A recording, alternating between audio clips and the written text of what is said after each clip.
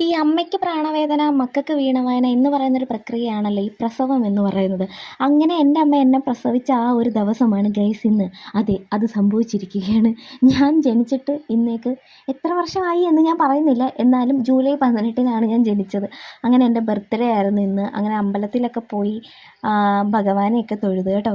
രാവിലെ തന്നെ ഒരാൾ ബർത്ത്ഡേ ചിലവൊക്കെ ചോദിച്ചു വന്നിട്ടുണ്ടായിരുന്നു. അപ്പോൾ ആളുടെ കയ്യിലുണ്ടായിരുന്ന സാധനമാണ് എൻ്റെ ജീവിതത്തിൽ ആദ്യമായിട്ടാണ് എനിക്കൊരു ബൊക്കെ ഗിഫ്റ്റായിട്ട് കിട്ടുന്നത് കേട്ടോ. അങ്ങനെ അമ്പാടി എനിക്കൊരു ബൊക്കെയും ഒരു ഡയറി മിൽക്കൊക്കെ കൊണ്ട് തന്നിട്ടുണ്ടായിരുന്നു കേട്ടോ. സർപ്രൈസുകൾ തരാൻ അറിയാത്ത ഒരാളാണ് ഗൈസ് എൻ്റെ ഭർത്താവ്. പക്ഷേ ഇപ്രാവശ്യം എന്തെന്നറിയത്തില്ല, ഏട്ടയ്ക്ക് വണ്ടിയില്ല, വിളിക്കാൻ വന്നു പറഞ്ഞ് എന്നെ വിളിച്ച് വരുത്തിയിട്ട് 5 പോന്നും പറഞ്ഞ് കൊണ്ടുവന്നതാണ് കേട്ടോ.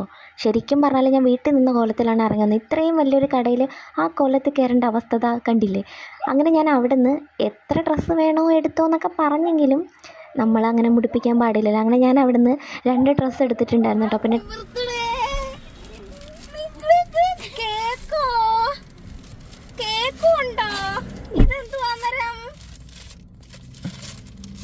ഡയറി മിൽക്കോ സിൽക്ക് ബബ്ലിയോ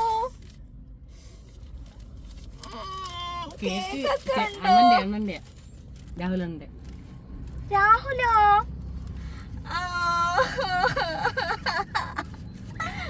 കൊള്ളാം, എനിക്കിഷ്ടായി ബർത്ത്ഡേ.